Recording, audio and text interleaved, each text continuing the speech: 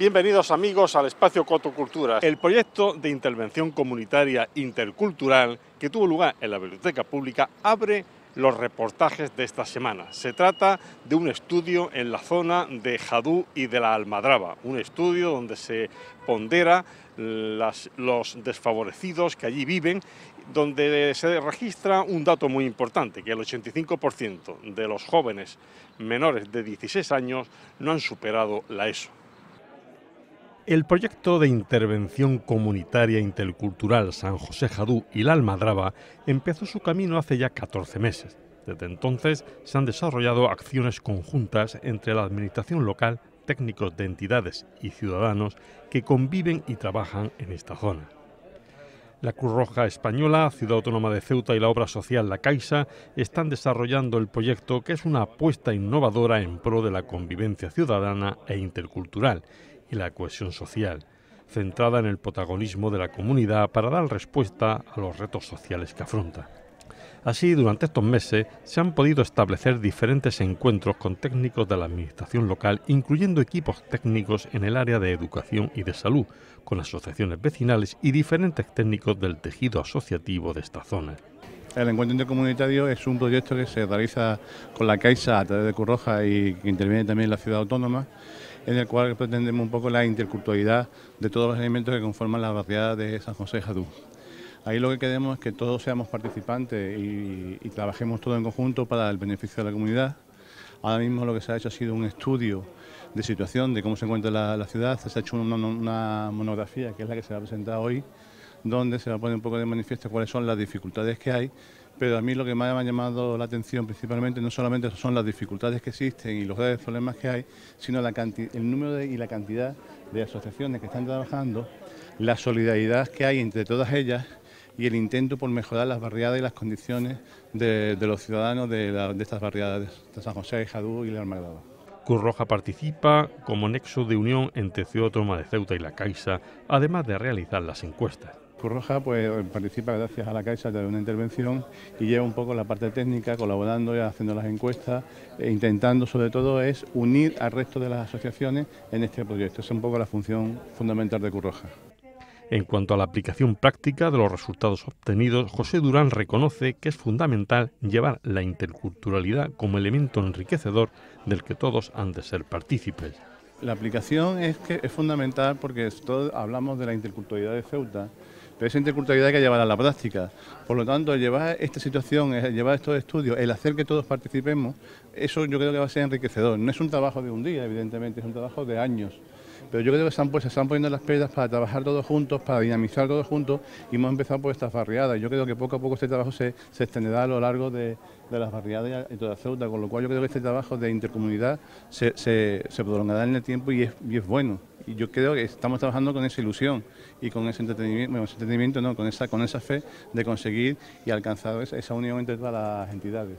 Carlos Rontomé distingue dos partes en la monografía, la cualitativa y la cuantitativa, apuntando los datos negativos que se han recopilado en unas zonas desfavorecidas, pobres, con elevados índices de marginalidad y de tasa educativa, ya que el 85% de la población joven no ha superado el nivel de la ESO.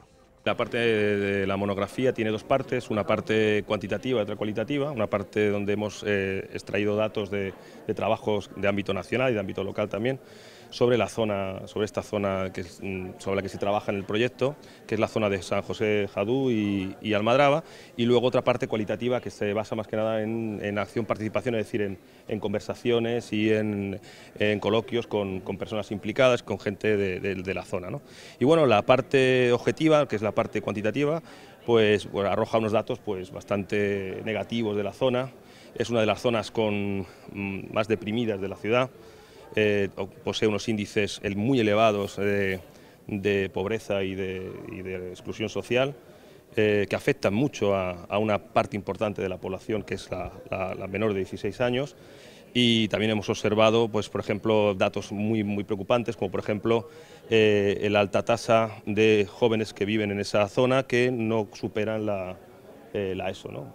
Lo que es la enseñanza obligatoria. De hecho, llega hasta el 85%, ¿no? Que es una tasa muy elevada, elevadísima. Ya de por sí la ciudad tiene una tasa elevada, que es el 50%, bueno, pues esta zona es el 85%. En fin, hemos visto un poco lo que es, digamos, dentro de lo que hay dentro de la ciudad, es una zona especialmente deprimida, con algunos indicadores de riesgo muy fuertes, como ya he dicho, no solamente el tema educativo, el tema de pobreza, el tema de carencias severa, en fin, es un poco lo que hemos visto y lo que vamos a presentar en la monografía. Como elementos correctores hay que mejorar esta situación dinamizando la zona con espacios de esparcimiento, dada la degradación existente en la misma. Sí, bueno, el equipo, el ICIC, presenta algunas mejoras o unas propuestas para mejorar, sobre todo pues, lo que es dinamizar esa zona. Una de las cosas que se detectan una de las cuestiones que se detectan es, por ejemplo, la ausencia de zonas de esparcimiento, de algún tipo de actividades de ocio. En fin, es una zona que se ha ido degradando, donde ha crecido mucho la población extranjera y eso también ha animado a que el barrio se vaya deteriorando. O sea que digamos que habría que impulsar esa zona. Alguna vez lo hemos comentado, yo que he hecho una entrevista sobre este tema y que hemos hecho otro trabajo sobre la ciudad en su conjunto, hemos dicho muchas veces cómo nos centramos en ciertos barrios de la ciudad y dejamos otros que parece que están un poco olvidados, ¿no? Y esta zona en concreto, esa ladera sur, es una de las zonas que más está degradando. Y hay que reactivar esa zona, hay que dar algún tipo de estructura de participación de la ciudadanía y ver y sobre todo escuchar qué necesitan, ¿no? Escuchar qué necesitan y qué se puede mejorar. Rabea Mohamed, como consejera del área, explica algunos pormenores de esta iniciativa, como también lo hace la directora de la obra social de la Caixa y el propio director científico del proyecto que nos ocupa. Un trabajo de una iniciativa comunitaria intercultural que creo que pues hoy yo creo que de su jornada más importante, además de la del sábado pasado, si habéis tenido oportunidad de haber asistido a esa acción global en que las entidades que hoy también vuelven a participar y las administraciones han hecho pues una muestra de esas las labores de coordinación, de poner sobre la mesa pues distintas iniciativas, los problemas sobre todo encuadrados en una zona y en una barriada. Y hoy con estas jornadas, y por eso le dejaremos la parte más importante a Carlos, que es el que ha dirigido este proyecto, con una encuesta y además con una monografía, una encuesta con indicadores bastante importantes en la que hoy hemos tenido una reunión de trabajo y hay unos resultados que en relación al resto de los territorios en el que también este proyecto y esta iniciativa que ha puesto en marcha la Caixa, la obra social de la Caixa, que por lo cual hay que agradecerle, una entidad bancaria en el ámbito de su política social y de ayuda cada vez y cada año están ampliando más recursos económicos y más proyectos, con lo cual más entidades y más beneficiarios, y que tienen como Ceuta, yo creo que una de las ciudades de referencia en las que no hay que pedir, eso es lo mejor y lo más bueno, que la administración y las entidades no tenemos que pedir esa colaboración ni esa ayuda, sino que ellos son los que realmente vienen a ofrecernos esas experiencias y esos proyectos y esos programas que pues se implantan en la ciudad y que creo que es precipitado, pero que es yo creo que un proyecto que tendrá beneficios y consecuencias a lo largo del tiempo. Ahora mismo pues se están poniendo los pilares pues para asentar un nuevo modelo de participación, un nuevo modelo de sociedad, un nuevo modelo de convivencia y de interculturalidad, y en el que pues eso se verá tanto si estamos aquí como no, porque esto excede de las personalidades y de las personas, sino que creo que es un proyecto comunitario en el que todos somos importantes, tanto administraciones como entidades, como la propia ciudadanía que participa en su proceso, ¿no?, de relación y de participación y de fórmulas. Y pues yo creo que más importante, más que lo que yo diga, lo que diga aquí Carlos, sobre todo, y Joana, pero Carlos en esa parte. Sí. Bueno, gracias a todos vosotros. Como decía la consejera, decir que estamos muy contentos de estar hoy aquí, junto con el director científico del proyecto, un proyecto por el que la obra social apuesta no solo en Ceuta, como decía la consejera, sino en 39 territorios de todo el Estado. Una apuesta clara por trabajar juntos, políticos, técnicos, ciudadanía, para construir una sociedad más cohesionada, una sociedad en la que la convivencia sea el eje motor de la ciudad, ¿no? Es un tema que nos incumbe a todos, como muy bien decía la consejera, y por lo tanto estamos contentos de poder trabajar conjuntamente con el gobierno local y también con la entidad, que en este caso es Cruz Roja, a llevar a cabo el proyecto. Yo creo que Carlos Jiménez, que es el director científico, les puede aportar datos importantes en relación a la convivencia y el cómo construimos esta convivencia, y creo que es una oportunidad que le escuchemos a él. Gracias por estar. Pues nada, muy buenas tardes. Soy Carlos Jiménez, de la Universidad Autónoma de Madrid, director científico del proyecto, que va evolucionando. Ya llevamos 6 años trabajando en toda España, en muchos lugares. Como ha dicho la consejera, en Ceuta ya vamos a cumplir 2 años. Hoy es un momento clave, hoy es un encuentro comunitario. En el proyecto se entiende esto como algo mágico, y lo va a ser porque están los ciudadanos de Almadraba, de Jadú, San José, están los técnicos, todos los profesionales que trabajan ahí, y están los responsables políticos, institucionales, y con la consejera al frente.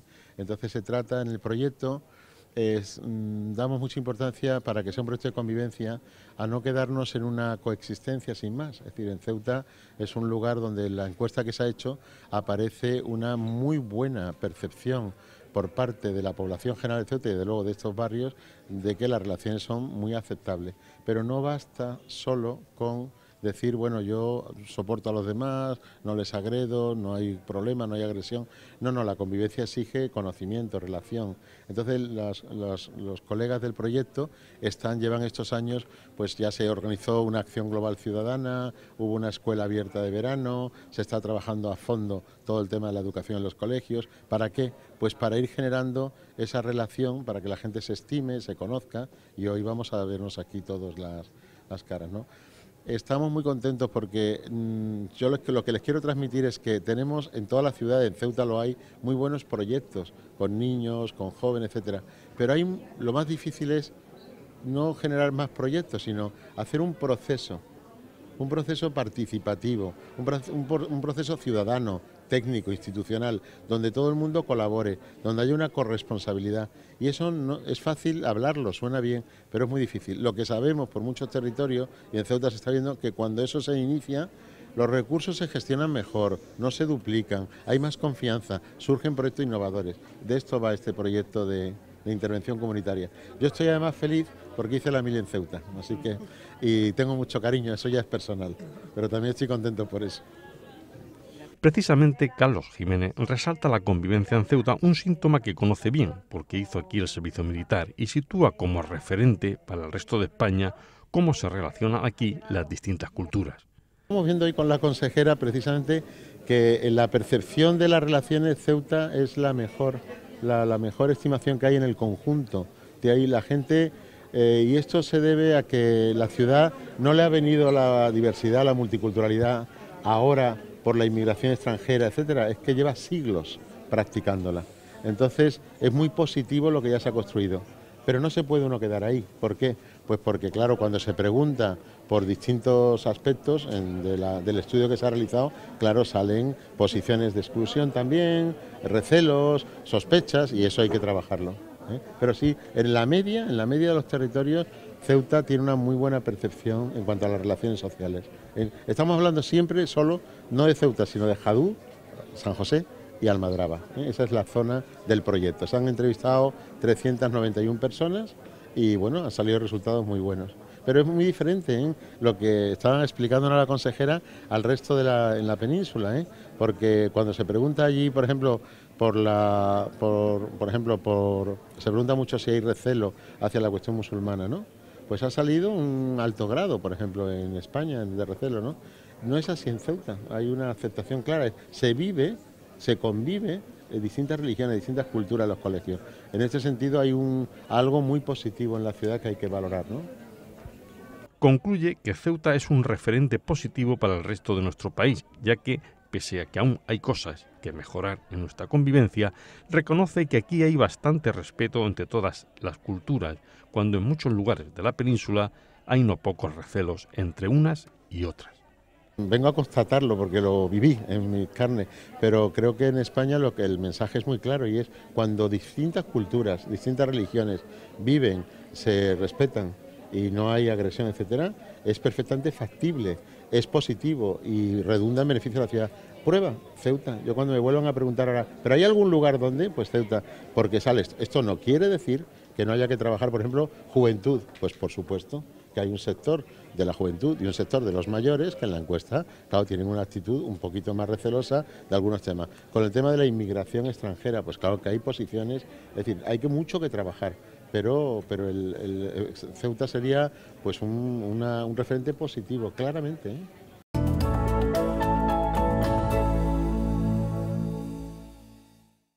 Pues la Hermandad del Rocío celebró el pasado domingo un encuentro previo a la marcha a la aldea de Almonte, donde hubo una convivencia a través del almuerzo allí celebrado para recaudar dinero y para alternar en la convivencia y hermandad entre todos los rocieros.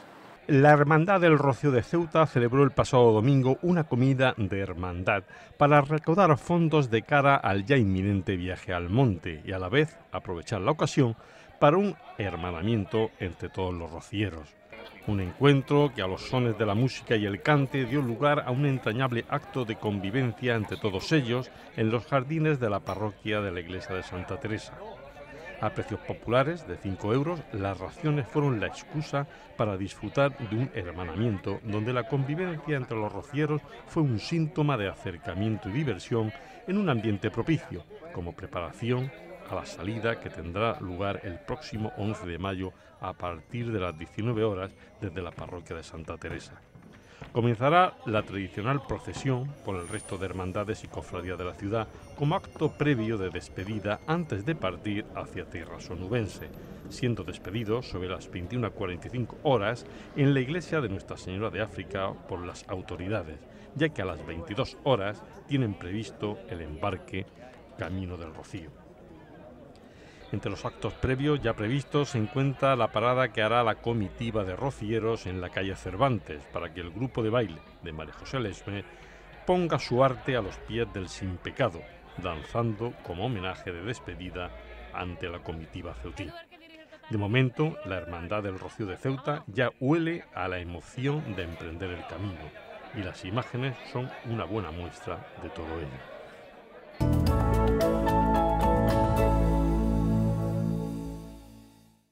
La comunidad hebrea celebra esta semana la fiesta del Pesach, o Fiesta de la Libertad. Se conmemora la salida de Egipto de los judíos, dejando atrás la esclavitud. La celebración de la fiesta del Pesach, también conocida entre la comunidad hebrea como Fiesta de la Libertad, conmemora la huida de los hebreos de Egipto y sus 40 años de peregrinaje en busca de la tierra prometida. La celebración de esta fiesta se extiende durante 7 días, siendo el primero y segundo, el último y el penúltimo festivos, mientras que el resto de los días, las ochavas, son semifestivos. Sobre este particular nos habla el rabino José Ben Zaquén.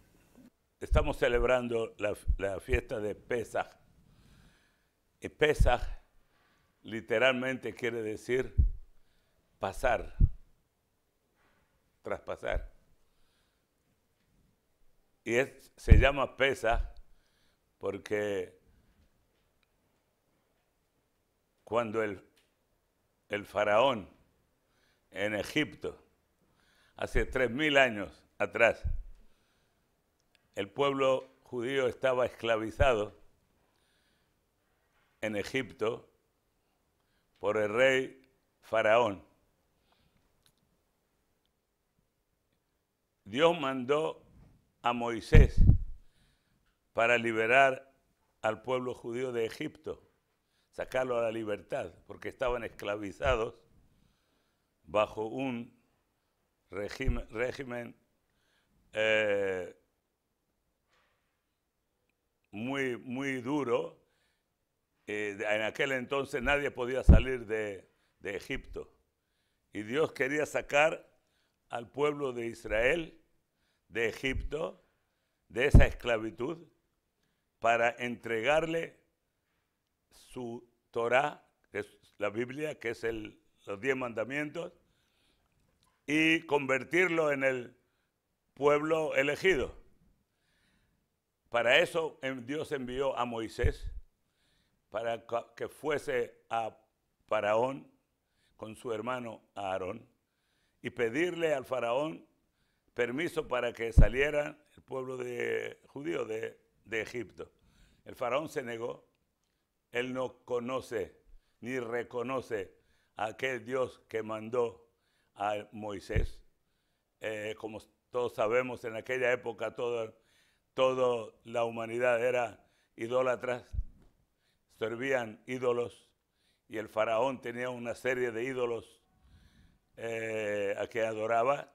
Y cuando Moisés vino con el nombre de Dios de Israel, pues el Faraón se negó a reconocer a ese Dios.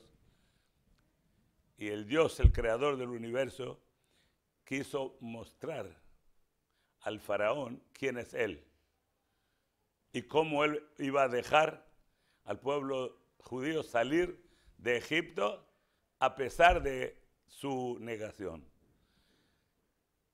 Y comenzó con mandándole plagas. El pueblo egipcio sufrió 10 plagas. Cada plaga duró una semana y las 10 plagas se realizaron en un año. Cuando el faraón vio que su pueblo se estaba derrumbando y estaba sufriendo de esas plagas, cada vez cedía a la voluntad de Moisés y de Dios dejar el pueblo salir.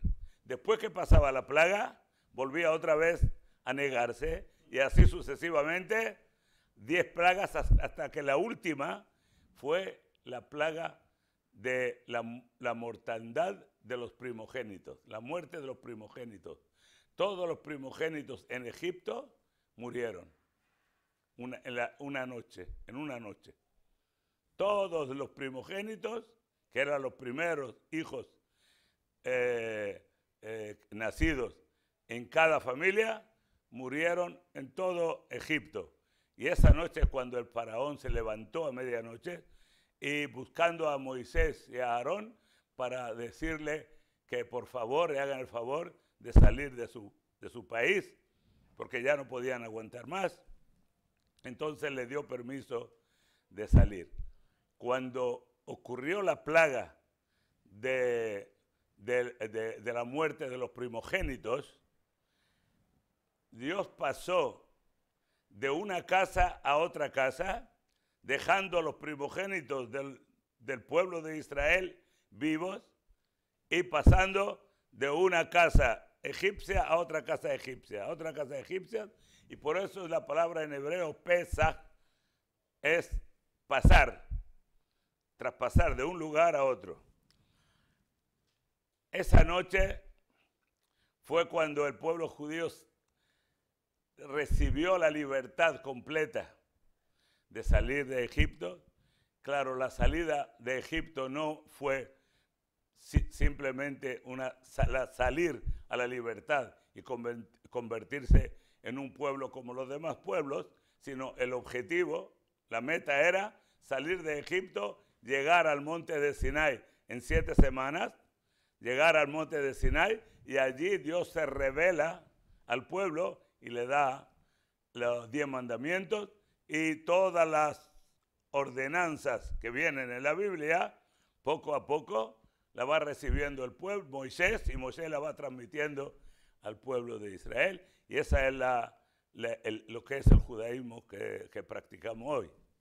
La celebración de la Pesach siempre es en primavera y el procedimiento seguido por esta comunidad hebrea es el consumo de alimentos fermentados durante estos días, de modo que los hogares judíos sustituyen durante la Pesach el pan cotidiano por la matchá, o pan ácimo a base de agua y harina sin fermentar, elaborado sin levadura.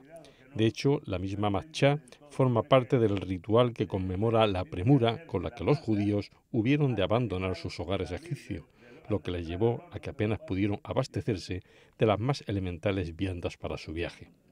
Por ello, los hebreos se reúnen durante la medianoche en torno a la mesa en la primera de las 2 noches de Sedar para evocar su salida de Egipto hace 3000 años, una conmemoración que supone festejar la salvación del pueblo judío de la esclavitud a que estuvo sometido en Egipto. El primer día es día festivo, totalmente festivo. La noche de la salida de Egipto, que es el 15 de Nisan, es la que celebramos como la noche del Seder. Y la llamamos Seder, en hebreo quiere decir orden, porque hay un orden, cómo llevar esa noche, todo el procedimiento de la cena de la noche de Pesaj tiene un orden muy especial, y en esa noche es cuando tenemos una obligación de comer la matzá. La matzá es el pan ácimo, que no se deja fermentar, y es simplemente agua y harina. Y esa es la matzá que se come durante los 8 días de Pesaj. Pero la primera noche, y aquí fuera de Israel, la segunda noche, hay que comer, es una obligación de comer por lo menos un trocito de matzá para recordar de que nuestros antepasados tuvieron que salir rápidamente de Egipto sin tener tiempo a prepararse para aquella salida, porque fue en esa noche cuando sufrieron la última plaga. Los egipcios sufrieron la última plaga y el faraón se levantó y les dio permiso enseguida a salir. Y por la mañanita todos se reunieron y salieron de Egipto. Es la salida de Egipto. Durante los 7 días, el pueblo de Israel sale de Egipto y están en el desierto. Cuando llegan al Mar Rojo, el faraón se arrepiente de haberlo dejado salir y va a perseguirlos. Y allí es donde el pueblo judío se encuentra con Moisés frente a un mar cerrado, y atrás los egipcios lo estaban persiguiendo y no sabían lo que hacer. Y Moisés pidió a Dios ayuda, y Dios le abrió el mar, le hizo un milagro de abrir el mar, y el pueblo judío pasó en el mar seco, y todo el pueblo siguió a Moisés en ese mar seco.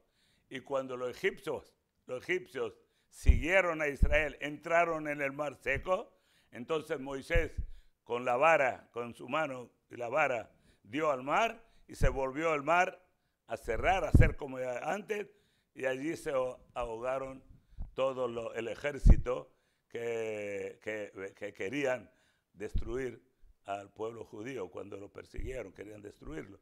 Entonces ellos sufrieron esa muerte en el Mar Rojo. Y eso ocurrió el 7º día de la salida de Egipto. Por eso el 7º día también es un día festivo, pero no festejamos de ninguna manera la muerte de los egipcios. Lo que festejamos es la salvación, que se salvaron el pueblo judío. Ahora, ¿por qué comemos la matzá? Ustedes saben la diferencia que hay entre la matzá y el pan leudoso. Es que el pan sube en su vida. La matzá es un pan que no sube. Es exactamente lo que es: agua y harina, no más, no fermenta. Queda en lo que es su originalidad. Eso viene a enseñarnos como símbolo de que aunque salimos a la libertad, aunque fuimos el pueblo elegido, sin embargo, de ninguna manera fermentar, de ninguna manera sentirnos orgullosos sobre los demás. Simplemente que tenemos una responsabilidad para presentar lo que son la creencia en un creador del mundo, para presentar sus ordenanzas que Él no ordenó para cumplir y para ser ejemplo a la humanidad de vivir una vida ejemplar para todos.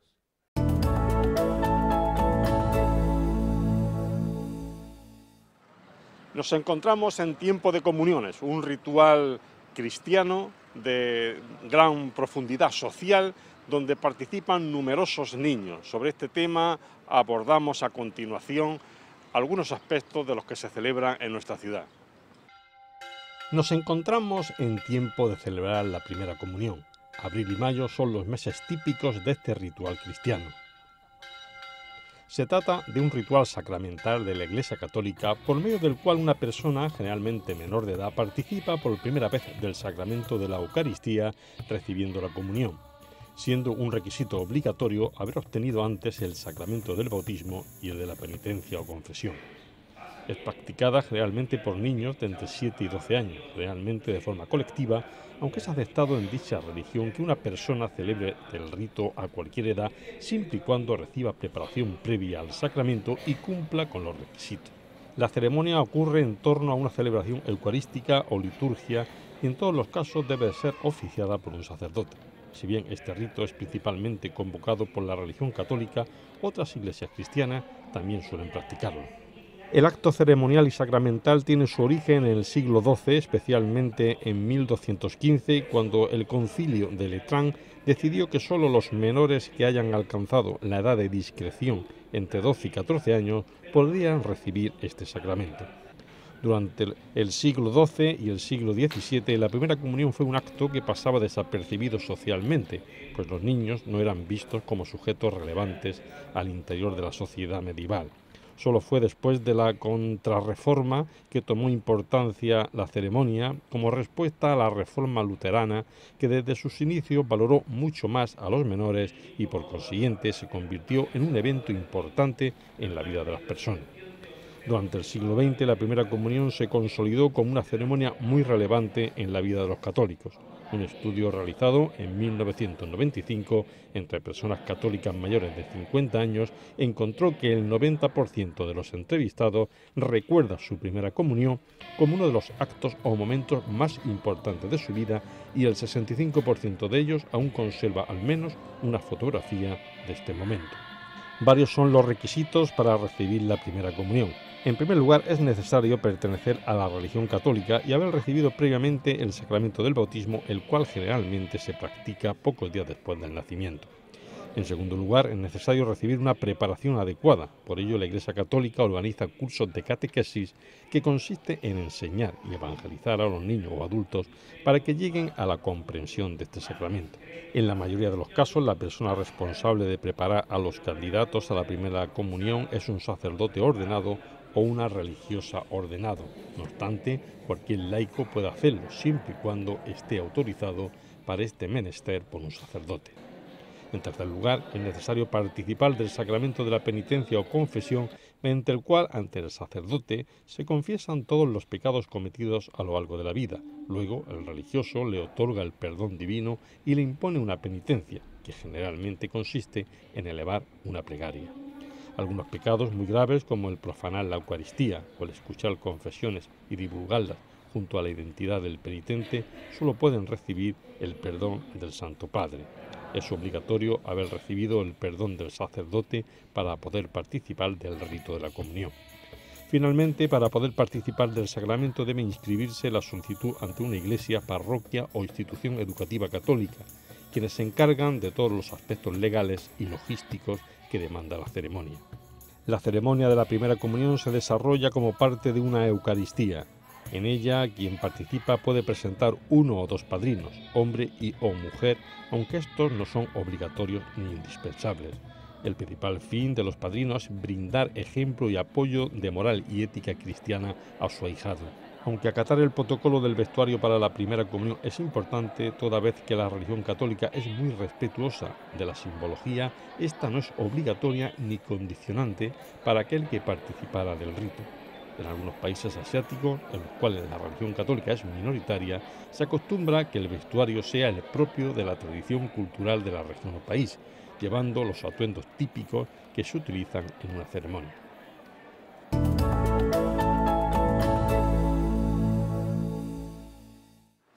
Pues con estos asuntos acabamos por esta semana el espacio Cuatro Cultura. Volveremos, como siempre, en la próxima con otros temas novedosos de actualidad. Hasta entonces.